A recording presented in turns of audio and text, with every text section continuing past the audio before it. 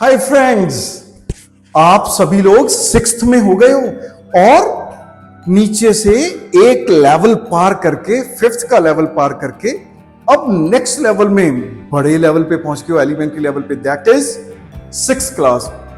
पहले तो कंग्रेचुलेशंस। अब लाइट चैप्टर है आपके साइंस में, तो लाइट चैप्टर में एक बड़ा प्यारा सा टॉपिक आता है, रिफ्लेक्शन। मैं अपने ड्राइंग रूम में बैठा हुआ था, तो वहां एक साइड पे में मिरर लगा हुआ था। डेकोरेशन का कोई चीज पड़ी थी, तो वहां डेकोरेटिव मटेरियल में एक मिरर लगा था। मैं कोशिश कर रहा था कि ऐसे ऐसे करके उस मिरर में से कुछ ना कुछ अपने आप को देखूं, पर मुझे मिरर में अपने आप की बजाय वहां सामने वाली दीवार दिखाई दी जा रही थी। देख मैं उधर रहा था, कोशिश कर रहा था किसी ना किसी तरह से मैं आऊं, पर आ रहा था सामने वाली दीवार। फिर मैं सामने वाली दीवार के पास गया, वहां जाके मिरर के पास ऐसे ऐसे करके देखा, तब मुझे इधर जहां सोफे पे मैं बैठा था वो दिखना शुरू हो गया। फिर मैं धीरे धीरे मिरर के सामने सामने सामने सामने आना शुरू हुआ। वहां मैं क्लोज आते आते, अब जब मैं मिरर के बिल्कुल सामने आया, फिर मुझे दिखा।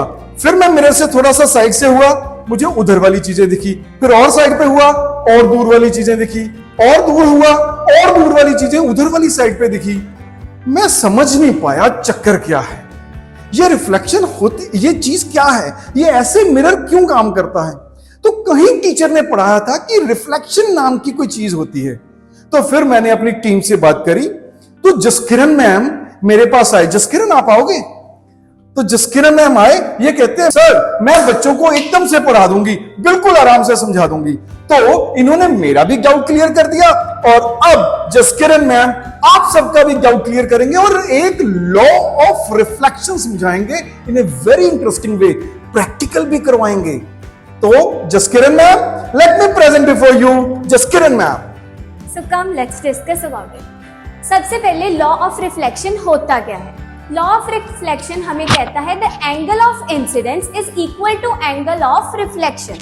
सबसे पहले हम इस डायग्राम के थ्रू समझेंगे, जैसे कि जो लाइट सोर्स से, जो सोर्स ऑफ लाइट से एक रे आ रही है, उस रे को हम इंसिडेंट रे के नाम से जानेंगे, और वो रे इस मिरर की सरफेस से स्ट्राइक होके रिफ्लेक्ट हो जाएगी और वो रिफ्लेक्टेड रे कहलाएगी। और हम इस मिरर की सरफेस पे एक लाइन परपेंडिकुलर ड्रॉ करते होते हैं, और उस एंगल, उस लाइन, उस परपेंडिकुलर का जो इंसिडेंट रे के साथ एंगल बनता है उसे हम एंगल ऑफ इंसिडेंस कहते हैं, और जो रिफ्लेक्टेड रे का उस परपेंडिकुलर के साथ एंगल बनता है उसे हम एंगल ऑफ रिफ्लेक्शन कहते हैं।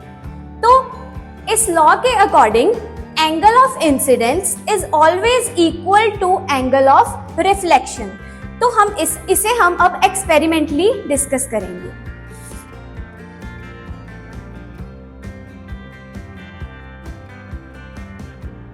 सबसे पहले हम इसमें एक इंसिडेंट लाइट को फॉल करवाएंगे। सपोज कि हमने उसे एंगल 40 डिग्री पे फॉल करवाया।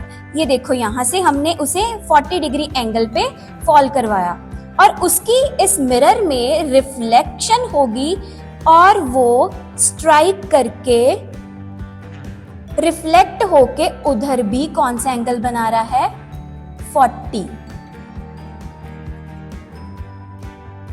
एग्जैक्ट 40 एंगल आ रहा है। यहां से भी अगर हम इसका एंगल थोड़ा सा बढ़ा दें, जैसे हमने 30 कर दिया, अब उधर भी 30 आएगा। और इस एंगल को, ये कौन सी लाइट है? हमारी इंसिडेंट लाइट, और ये है हमारा नॉर्मल, और नॉर्मल और इंसिडेंट लाइट के बीच में जो एंगल बन रहा है इसे हम एंगल ऑफ इंसिडेंस कहेंगे, और जो ये एंगल बन रहा है परपेंडिकुलर और रिफ्लेक्टेड रे में उसे हम एंगल ऑफ रिफ्लेक्शन कहेंगे। यहां से हमारा प्रूव होता है कि angle of incidence is equal to angle of reflection.